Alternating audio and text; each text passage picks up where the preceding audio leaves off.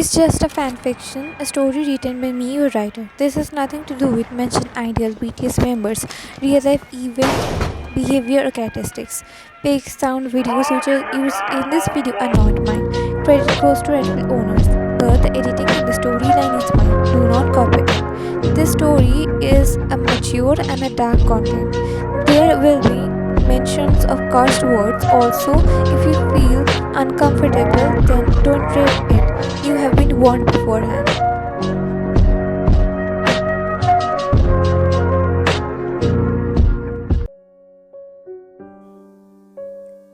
Sitting on a chair, Waihin was looking at the people in front of her.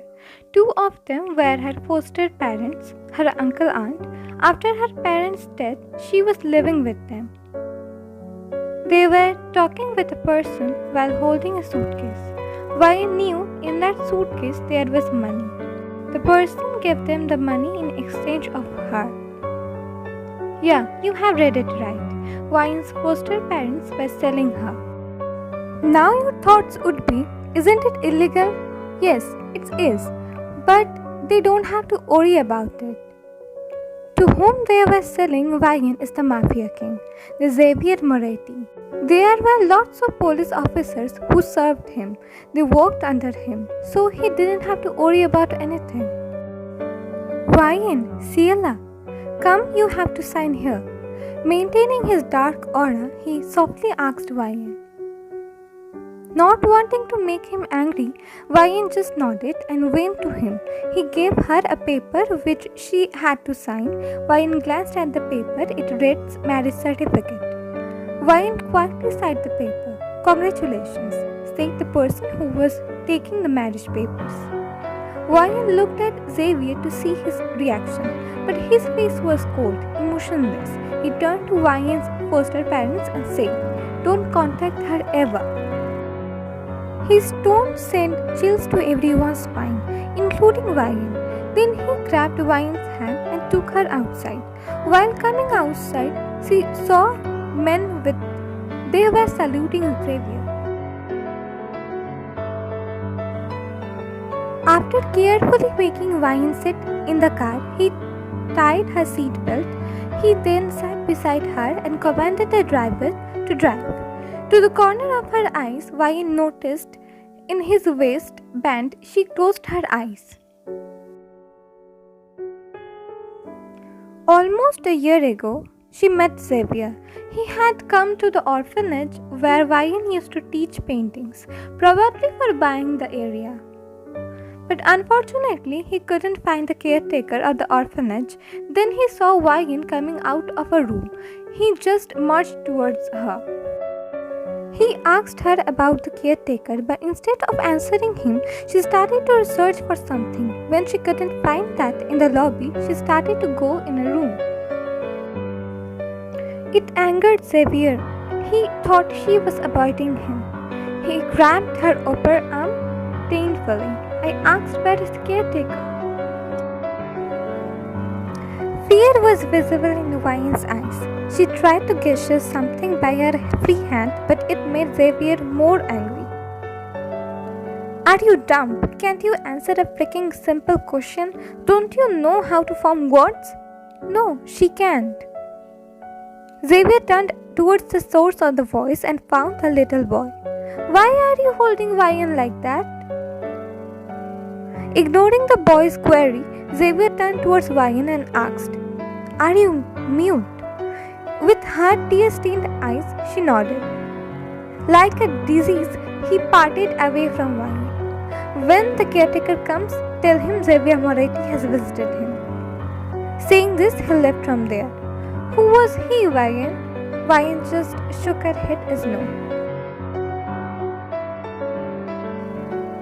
After that day, Xavier didn't visit the orphanage for almost 2 months. But then he frequently visited that. He started to pursuing her. He started to take her different parts for paintings. He, being a Mafia king, favored him a lot. The orphanage caretaker, even Waihin herself, didn't say no to him, as they all were scared of him. One day he saw brushes on Ryan's hand. He asked Ryan who did this. At first Ryan didn't inform him anything, but then he threatened her and she told him that her foster parents did that. He got so much furious and left from there. After some days, her foster parents informed her she was sold to the Mafia king. Her heart broke hearing that. Sold to the Mafia king. Is she a lifeless thing that can be sold? Then again, it was not a dream, it really happened. Maybe being a mute is equal to being a lifeless thing, an object. That is why he bought her, she thought to herself. And for the marriage certificate, maybe it's kind of a property papers to ensure her to be his possession. Ryan, we are home. Ryan's reverie was broken by his voice. She saw him getting out of the car. She followed him. Getting inside the house, they both were greeted by his maids and bodyguards. Each and every man there was holding. Fear was clearly visible in Ryan's eyes. Xavier dismissed his staffs and went to upstairs while holding Ryan's hands. After entering his room, he took out his and placed it on the night table. He then started to take towards Ryan. She fearfully looked at him as she knew what was coming next. Before Ryan could gesture him anything, he cupped her face and started to kiss her. He didn't even bother that Ryan was not kissing him back. At that time, he heard a knock on the door. First he ignored it, then he again heard the knock. Groaning, he parted away from her. Cursing numerous times, he opened the door and found the maid standing there. Don't you have any sense? Don't you know you shouldn't disturb a couple on their wedding night? He yelled at the top of his lungs. Both Ryan and the maid flinched. Sir, do you want to have your dinner now? Do you want to have dinner, Ryan? Seeing him this angry, Ryan shook her head as no. She doesn't want dinner. Saying this, he closed the door on his face. Again he cursed under his breath. He again marched towards Ryan. This time he was about to kiss her neck when Ryan slightly pushed him. He didn't budge. He continued to kiss her. Anger could clearly visible in his eyes, but somehow he composed himself. What happened? Ryan started to gesture him. I agree I am trying to learn your hand language, but that doesn't mean you would test it now, he mumbled. Seeing him started to get irritated, tears brimmed in Ryan's eyes. She helplessly looked at him while clutching her dress. Her eyes were helplessly searching for a pen and a paper to inform him that she was not comfortable with him. Seeing her helplessly clutching her dress, he asked, Are you on your periods? His patience level was decreasing. He again asked her in a stern tone, Are you? Ryan immediately nodded her head. For a second, she saw softness in his eyes. He sighed and collected his, Take rest then, I will send maid for you. Having said that, he left from there. Ryan breathed in relief. She was relieved that Xavier wasn't angry with her. She needed time to adjust with him, this time, without making him angry.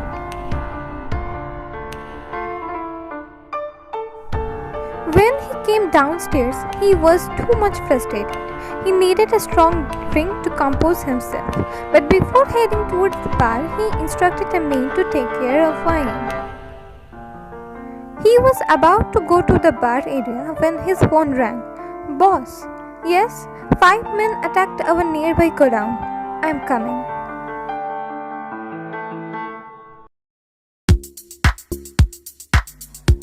Five men arrived in an abandoned godown and tried to open it. They almost succeeded.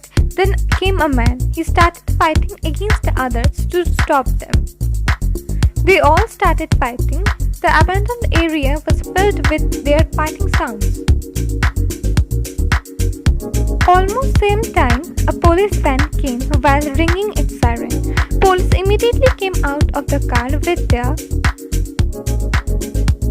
They were greeted with 5 men lying on the floor with brushes. Then their eyes met a man standing while facing the godown shutter. Seeing him, the police ring the car siren again and hands up. He did as he was told with a smirk twisted on his lips. Turn around.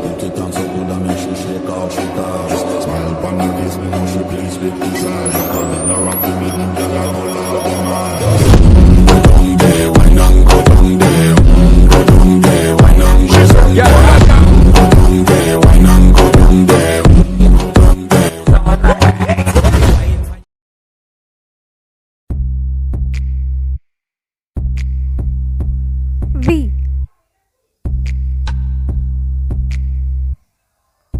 Are you a member of X? No? As soon as the words left his mouth, the police officer ordered his man to arrest him. One policeman grabbed V by his shoulders and dragged him towards the police van. V was still smirking.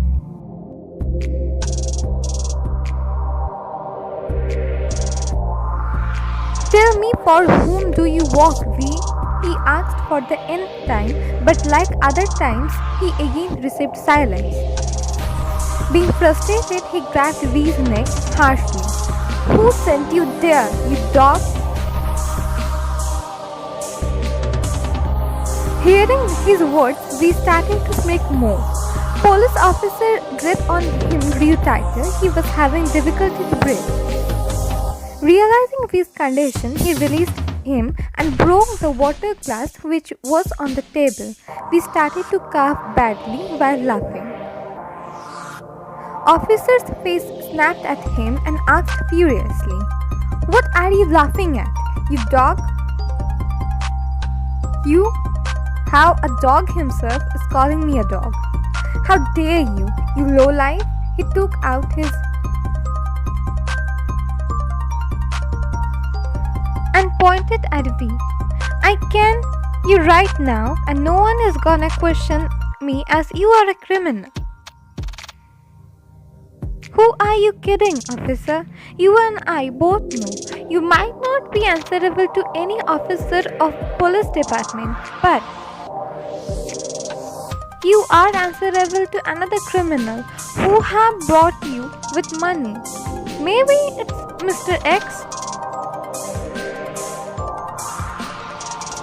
What rubbish you are talking? You... Oh, come on, officer. You caught me after asking, am I a member of X? You also didn't seize the godown.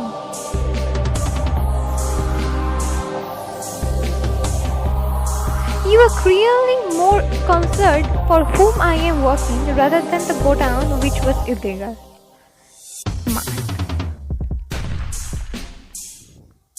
If you know this, then you tell me for whom you are working. Why do you think I was silent, officer? I know you don't use your brain to solve public problems. Though you are a public servant, at least use it for your master. Officer understood what he was indicating. He came out of the interrogation room, leaving V there. Time skip. V was sitting on the chair handcuffed when a tall figure entered the interrogation room.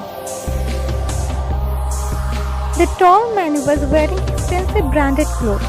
Behind the tall man there was a previous police officer.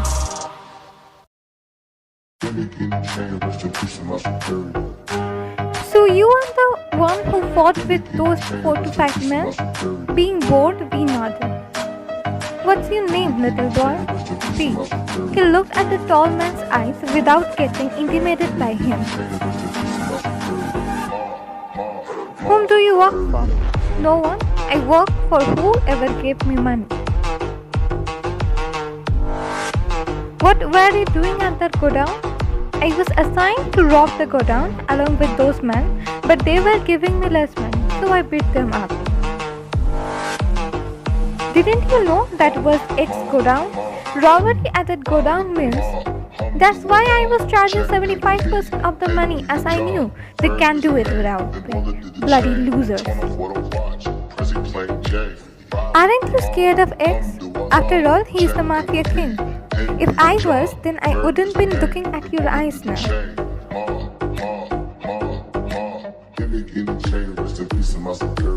How can you be this here? It's me. Look at your outfit, physique, talking style. The police officer who are bowing at you. Do I need more proof?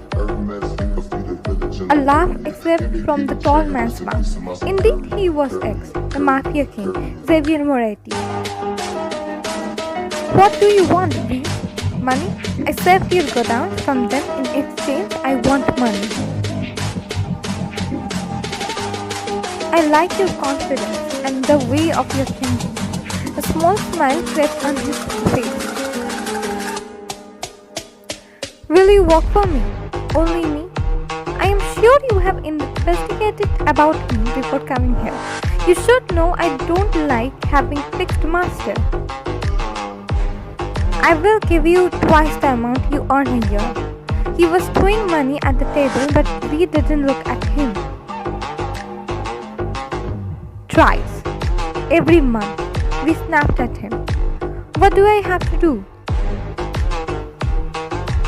Xavier, knowing for money, anyone can do anything. Your brain and fighting skills will be owned by me. Only me. Be my gang member. Looking at the money, we droned in some deep thoughts. You are my fixed master. Saying this, he grabbed the money. Xavier smiled in victory. Later, at Xavier's mansion.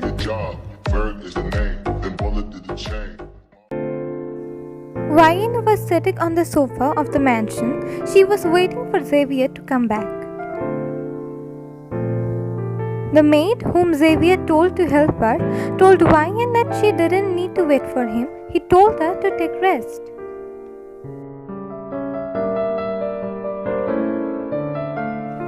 Still, Ryan chose to wait for him as guilt was eating her up. Guilt of lying about her periods to her husband rather than telling him to give her some time. Ryan was drowned in her thoughts when she heard footsteps. She got up from the sofa and turned around. She met with a beautiful pair of brown eyes which belonged to a man. A man who was not her husband. A man with overgrown black semi-curly hairs and a mole on his nose, another under his lower lip. Ryan and the man was looking deep into each other's eyes. What are you doing here, Ryan? Both Ryan and the man broke the eye contact, hearing the voice. Ryan looked at the source of the voice and found her husband, Xavier, standing there, beside the earlier said man. She was waiting for you, master, said the maid. You should be resting now, me, Ciela. Before Ryan could gesture anything, Xavier called one of his men. You go with him. He will take you to members' rest place. Xavier told the brown-eyed earlier mentioned male. See, saying he went from there with Xavier's man. Ryan looked at his disappearing figure. Let's go to our room, me, Ciela. Ryan nodded and they both went upstairs. 2 days later.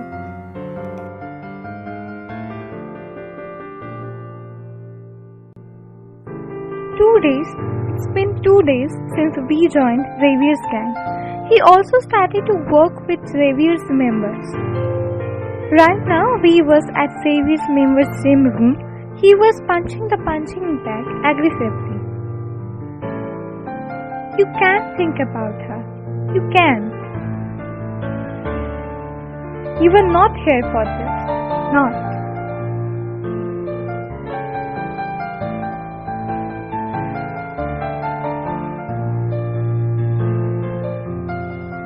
Xavier was in his room talking to someone on phone. At that time, Ryan just came out from the washroom. Seeing Xavier, Ryan hesitantly smiled at him, then started to comb her hair. Few seconds later, Xavier ended the call and went to washroom.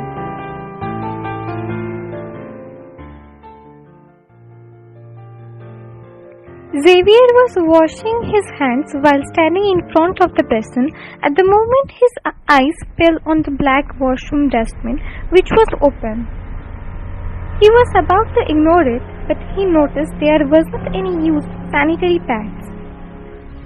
He frowned, as he was sure maids hadn't cleaned the washroom yet. He opened the washroom cupboard and found the sanitary pads, which he stocked out the next morning. Ryan told him she was having periods.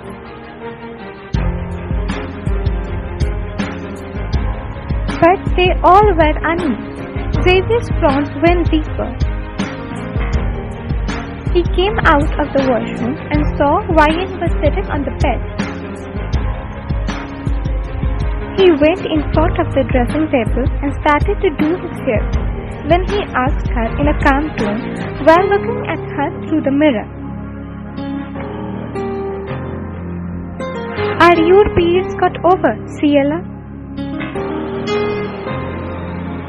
Ryan looked at his direction for a brief moment, then shook her head as no. He nodded in understanding. Few seconds later, he grabbed his coat, which was lying on the bed. He looked at her, then asked,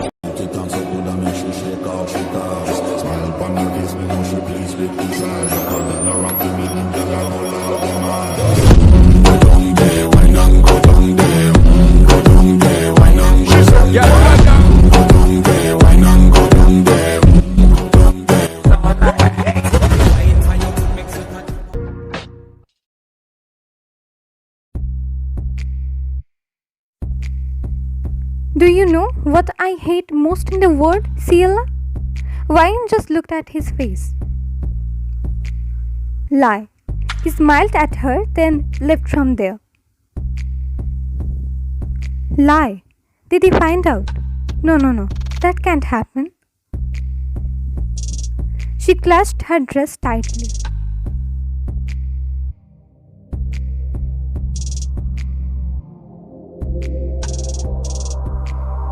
Xavier was descending from the stairs. Though his aura was cold as usual, inside him there was a storm going on.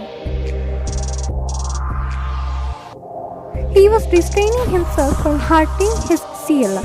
Though she lied to him, he didn't want to show his worst side to her. He needed to divert his mind. He straight went to his office room to check on his business.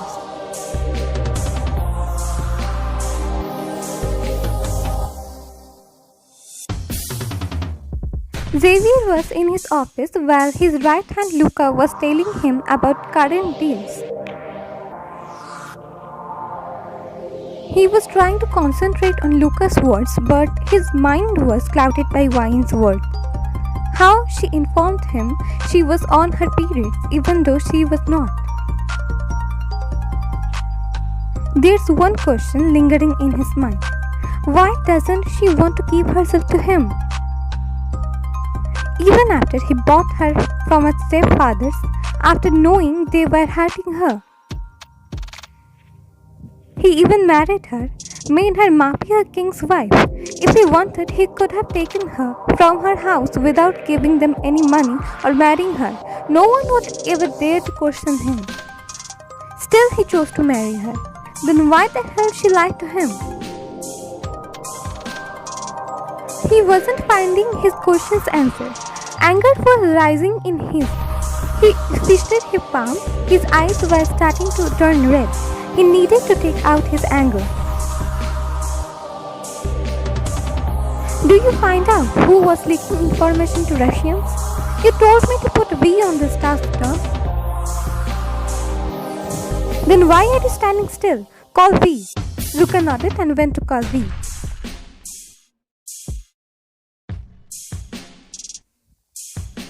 You called me, Don. Who was leaking information to Russians? Your transfer head, Arthur. Arthur. He recently got married, right, Luca? Yes, Don. A dark smirk formed on Xavier's lips.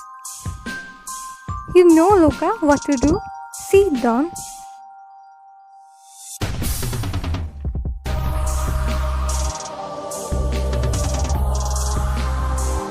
How much did you tell Russians about us? Xavier asked Arthur, who was drenched in sweat, and as Xavier had been beating him mercilessly. Speak, ᶠᵘᵘ. He again asked, but he just received silence. I see, you are being loyal to them. Good. I should reward you for this. Arthur looked at him with his tired eyes, not understanding his words. Xavier turned around and faced Luca, who was standing beside V. He gestured Luca and he went out. Seconds later, Luca came with a tired-up woman. Arthur's eyes widened seeing her. Like the reward? Why did you bring her here?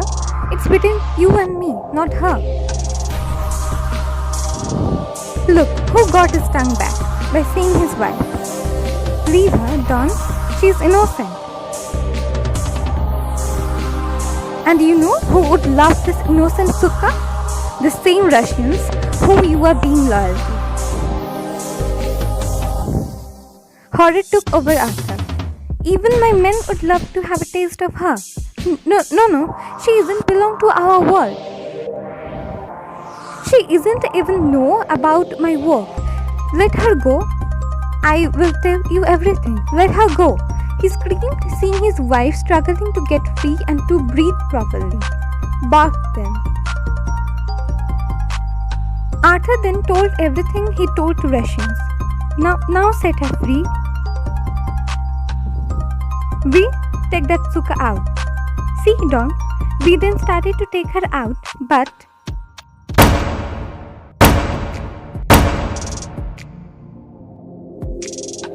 no.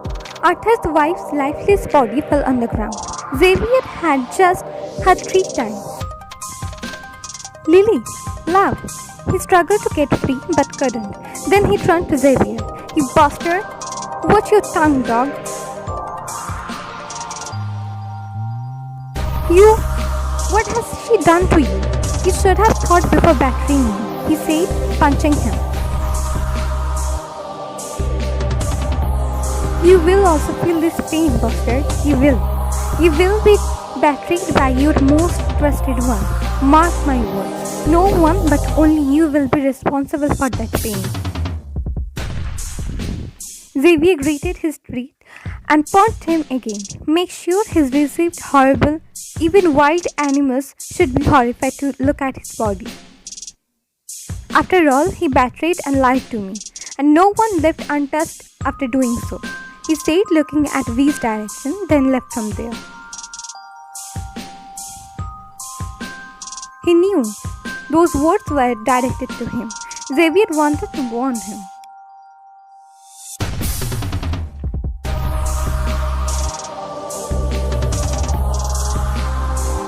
After coming from basement, Xavier started to go straight to his room. What did he mean by I will feel the same pain and betrayed by my trusted one? Is Luca...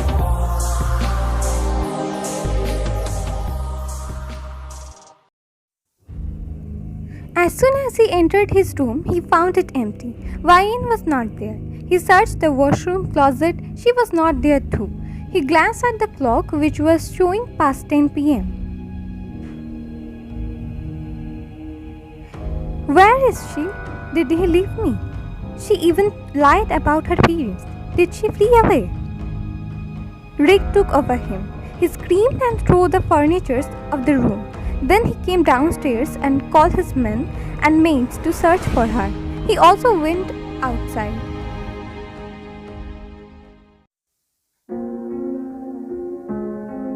Yes, everything is going good. Outside the mansion, V was talking to someone on phone. He made sure no one was around him. After finishing the call, he started to walk towards the garden, but someone bumped into him. The person was about to fall but didn't because he was fast enough to catch the person. He looked at the person and found same dark brown haired female whom thoughts were filled in his mind from the past few days. Why? Her name came out like a whisper. The dark brown haired female also looked at the dark brown eyed male. Same eyes in which she found herself drowning in their last meeting. While she was returning from the garden, she didn't notice him and bumped into him. They both were standing in front of the mansion's gate. Wine! Hearing the sound, they both parted away and looked at the source of the voice. There was standing Xavier. Rage was visible in his eyes. Taking fast steps, he came closer to Wayne and grabbed her arm. Where were you at this time? Were you planning to leave from here but got caught by V? Hearing this, her eyes widened. She shook her head. Lie. Again lie. You were nothing but a deceiving soul. You should learn some lessons. He then dragged her to the mansion. We fisted his palms. You don't have any right to stop him. She's no one to you.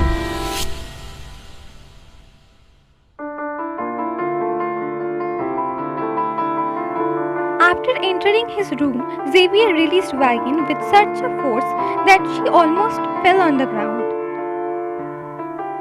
Why are you doing all this, Wagon? Why? First you lied to me about your periods and now trying to leave me. He threw the vase on the ground, breaking it into pieces. He was behaving like a possessed person. He wasn't himself anymore. The cold Mafia king was now banished by this rage-filled, impulsive state.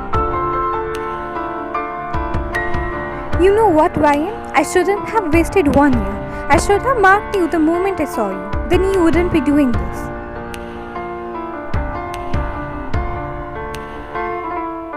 Understanding Xavier's words, Ryan started to leave the room. Again you are going, Ryan? His eyes were red. He grabbed both of her arms, preventing her from leaving. She started to struggle to get out from his grip. This made him more angry. He pinned her against the wall and started to kiss her forcefully. She started to push him, but he didn't budge. His hands went to her dress's grip and tore it. Ryan froze, understanding what was going to happen. She wanted to fight with this man to stop him, but how can a non-trained person, more precisely a woman, fight with a well-trained mafia man? She fisted her palms. She wanted to scream for help, but again, how can a mute girl scream?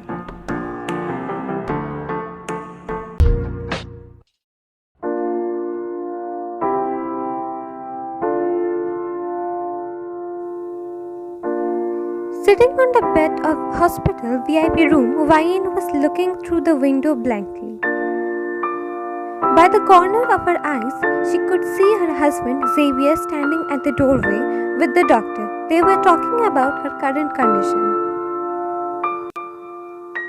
She sighed heavily and closed her eyes. Her body ached due to the slightest movement she made, even due to her breathing. It wasn't much later she opened her eyes and found herself in the hospital bed. Nurse had also informed her that it's been 3 days since she was brought to hospital and was unconscious. 3 days. It's been 3 days since that dreadful night. She closed her eyes tightly, and the night's painful memories were creeping back to her mind.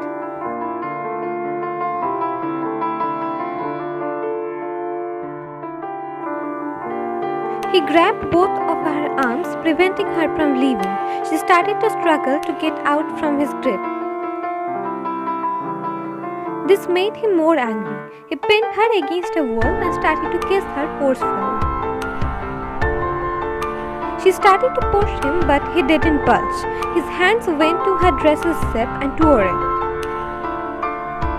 Wine froze, understanding what was going to happen. She wanted to fight with this man to stop him, but how can a non-trained person, more precisely a woman, fight with a well-trained mafia man? Wine fished at her palms. She wanted to scream for help, but again, how can a mute girl scream? Wine's breath hitched as she felt Xavier's hand on her bare back. He was trying to remove her already torn dress. But before he could do so, Wine grabbed his hand tightly, making him halting his moves. She forcefully removed his hands from her bare back. Feeling Wine's movement, Xavier broke the kiss. Both were breathing heavily. "Submit, Wine." His tone was dangerously cold. His eyes were red. Wine was holding Xavier's hands tightly, preventing them to move farther. Her nails were dug in his skin, which would leave painful marks. Her eyes were also red as she was holding up her angry tears. She shook her head, indicating she wouldn't submit to him. "What did you indicate? What did you just indicate?" He forcefully freed his hands from Wine and wrapped them around her neck, making it difficult for her to breathe. He pressed her body in the wall painfully. His full body weight was on her. "How dare you deny me, Wine? How dare you?" His fingers were gripping Wine's neck painfully. She struggled to make his grip loosened. "If you forget, then let me remind you. I bought you, Wine. I did. I am your owner." "Your owner. You have to submit yourself to me. You can't leave me. You can't." Wine struggled to lose his grip on her neck. Her nails were digging deep in his skin. She kicked him using her legs, and he loosened his grip a bit. Using this time, she somehow freed herself. He again marched towards her and threw her on the floor, where all shattered glass of decor pieces were. Her head hit the floor hard and started to gush out from her head. She didn't utter a single scream from her mouth. Glass pieces were pierced in her skin, making it she lost her conscience there.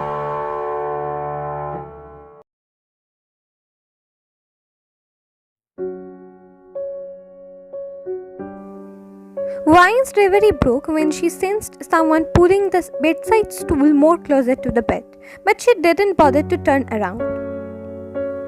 "Ciela." Hearing the voice from so close to her, Wine stiffened. Why wouldn't she? After all, the owner of the voice was responsible for the dreadful night, her husband Xavier. "Ciela." His voice was so soft, tender, as if he was afraid the density of his voice would break her. "The doctor said you have to stay here for another 2 days. Then you can go back to our mansion." Wine didn't show any reaction, as if she didn't hear anything. But his little shuddering wasn't gone unnoticed by her. Xavier sighed heavily, seeing her. He parted his lips to say something, but nothing came first. After gathering himself, he said, I know whatever I was trying to do that night, or whatever I did that night, I can't take it back. I wounded you, Ciela, not just physically, but mentally too. I am sorry, Ciela. I truly am. Again, he didn't receive any response from her. Still, he continued. I am not saying sorry for your forgiveness, Ciela. No, I am not. I know I won't deserve it. I am saying this so that you know I didn't get any pleasure by hurting you.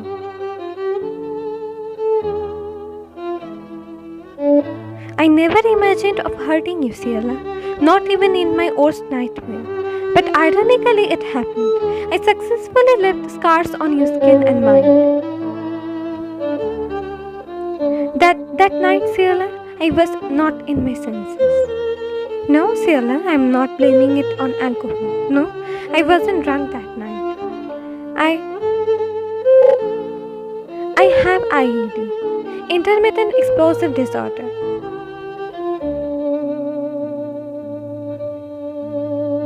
This revelation made Wayan turn her head towards him, body ache due to this movement. Intermittent explosive disorder is a mental health condition marked by frequent impulsive anger outbursts or aggressions. The episodes are out of proportion to this situation that triggered them and caused significant distress.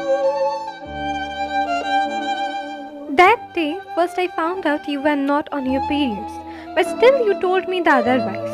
Then the man who betrayed me told me something. Then I couldn't find out you at our room at night. I thought you were leaving me, and then I just couldn't control myself anymore. Everything that happened that day was a trigger for me, and I lost it. I just saw red that time. Everything became blurred. I just needed to be in control that time. I wasn't seeing who was in front of me. I just needed to be in control somehow. I am sorry, Ciela. I never told anyone about it. Not even Luca knows about it. I will take therapy, Ciela. Even if it needs for me to go to rehab. I will. I will. What happened that night won't be happening ever again. It won't. If it again happened, then do whatever you think as right. I won't protest. I am giving you my words. Just give me a chance, another chance. I know I can't make you forget that night, but I will make sure no other scar will touch you ever. And please, don't ever lie to me. I can't take it. At least not from you.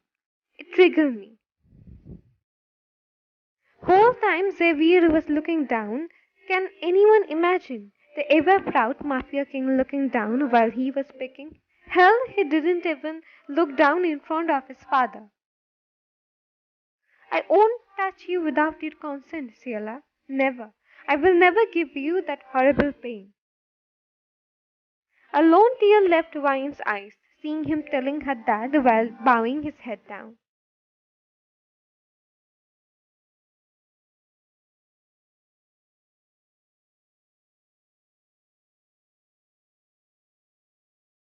Outside Vine's room there was B, standing while leaning on the wall opposite to Vine's room.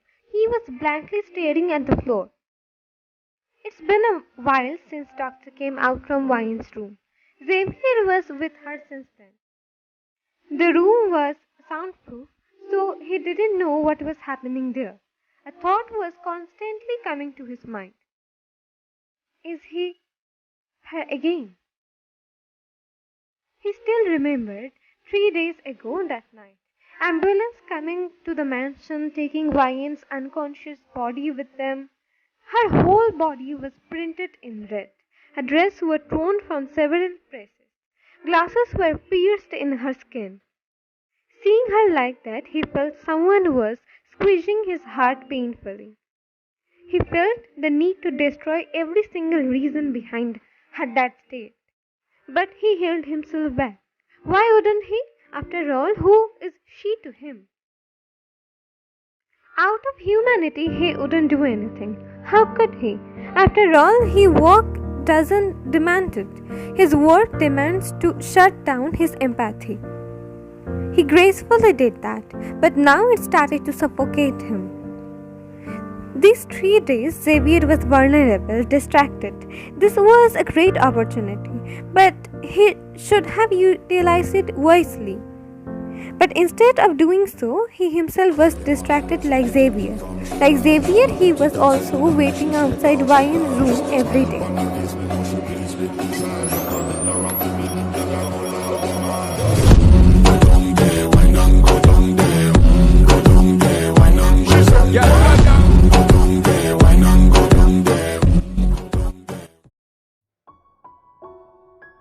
After this, Xavier took Wine to his mansion.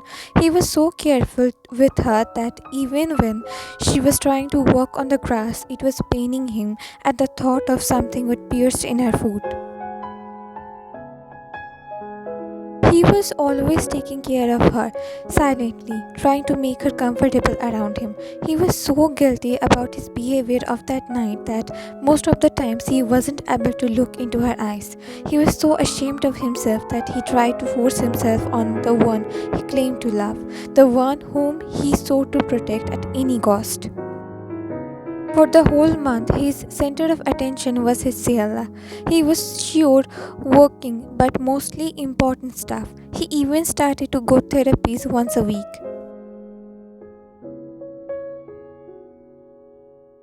There was also another person in the mansion that seemed to walking on the eggshells. Every time he saw Xavier near Wine, he got afraid that Xavier would hurt her again.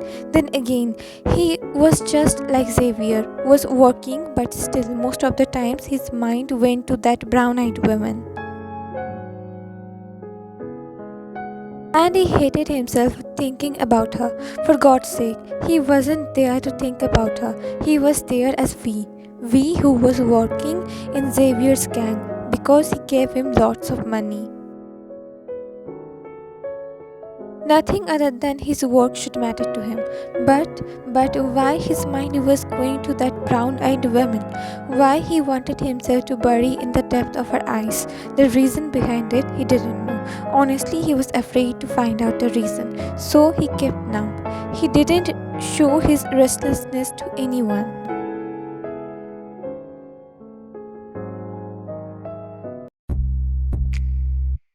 Then the day came when Xavier was going to receive a very big deal from the North American gang. As Wayne had almost recovered, he decided to go there. But his gang members weren't allowed to be there at the place where Xavier would receive white substance. Xavier's right hand Luca just went with him. Xavier's gang was facing some loss due to his deals being disclosed previously, so he wasn't ready to take the risk.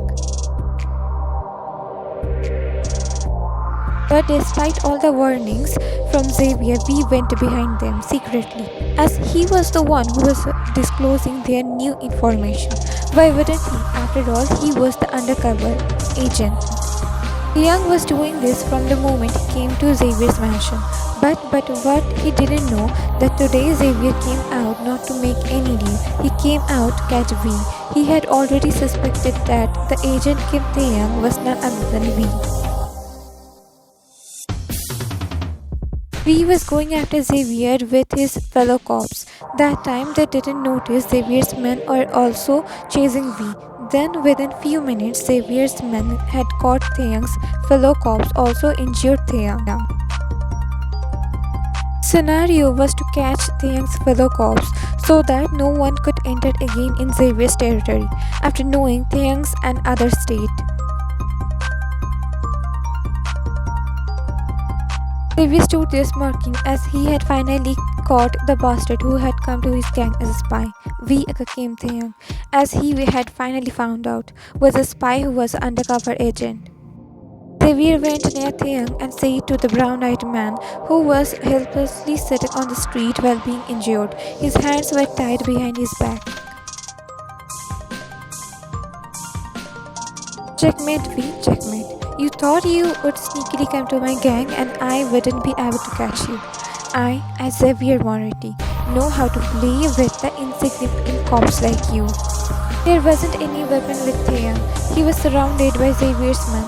He then pointed at Taeyang and said with a smirk plastered on his face, "Any last wishes we cause that ain't gonna fulfill." "How are you so sure about it, Xavier?" That time, Xavier saw a smirk appearing on Taeyang's face. Xavier frowned, but before he could react, he felt was pointed against the back of his neck.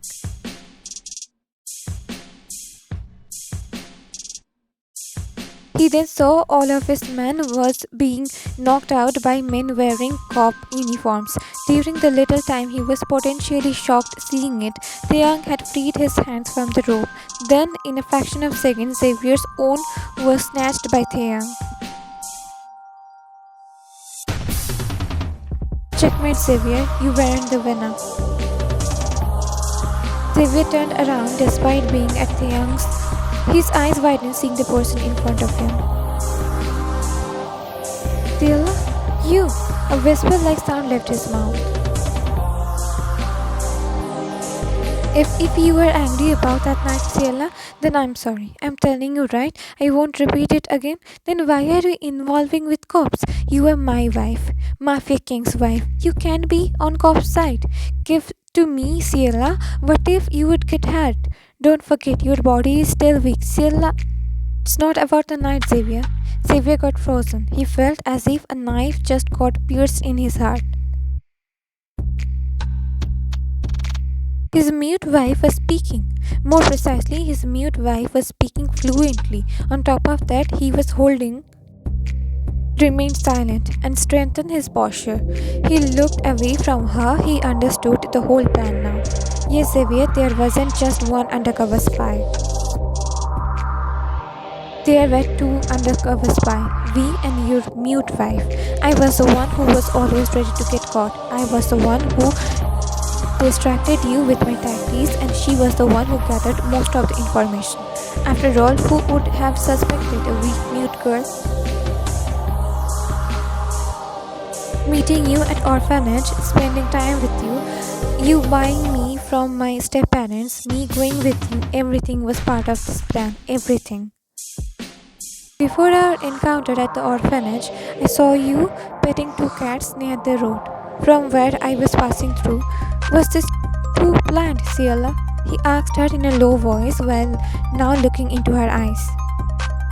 He saw visible confusion in her eyes, which indicated that she didn't understand which incident he was mentioning to her.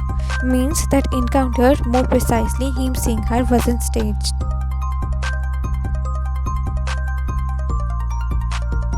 Then I don't give a damn about your plan, and surely I don't regret falling into your trap.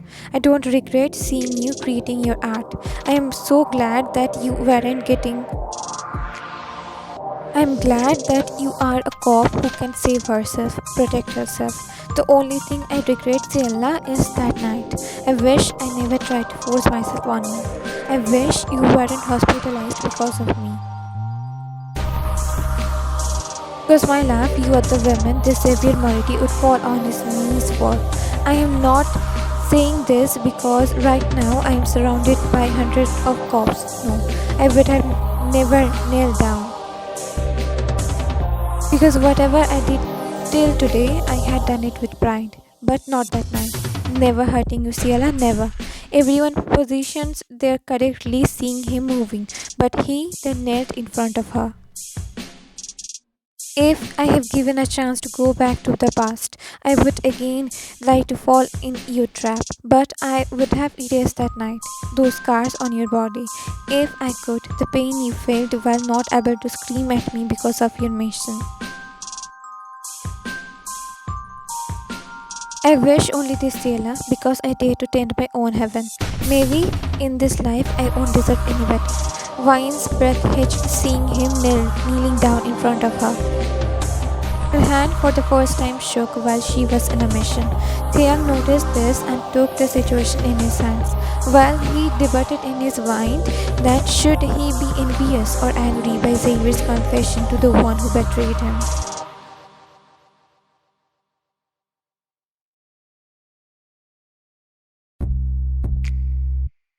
That day, Xavier was arrested, and due to numerous crimes, he was presented at the court.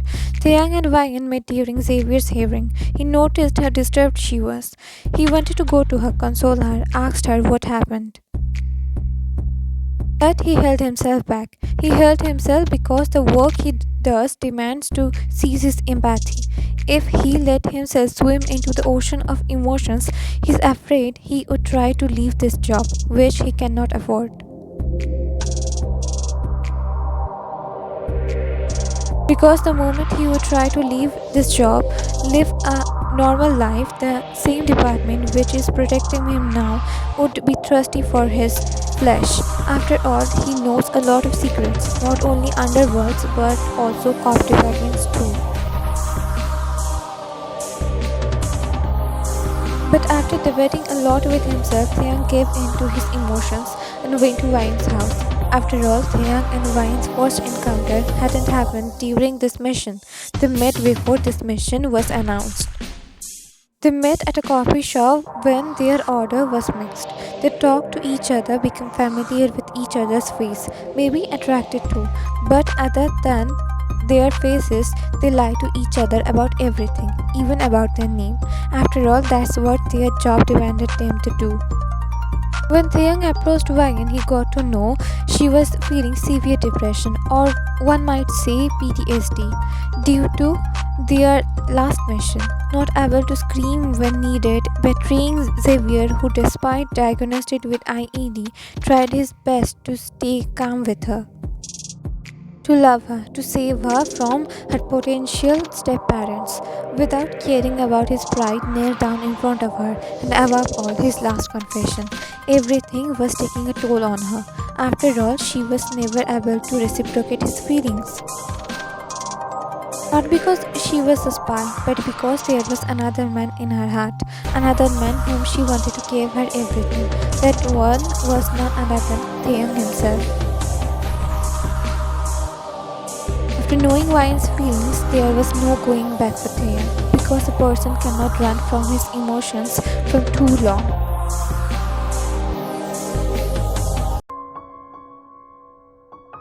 Why are you fighting so much to make me feel better, to make me feel less depressed? Taeyang looked at Ryan's eyes intensely. When do you think one fight for? When? When he has fears to lose a thing dear to him, he fights his best to protect that. I think it answers yours why also. Tears made its way to Wai's eyes hearing him. He gently took her hand and placed a gentle kiss on it.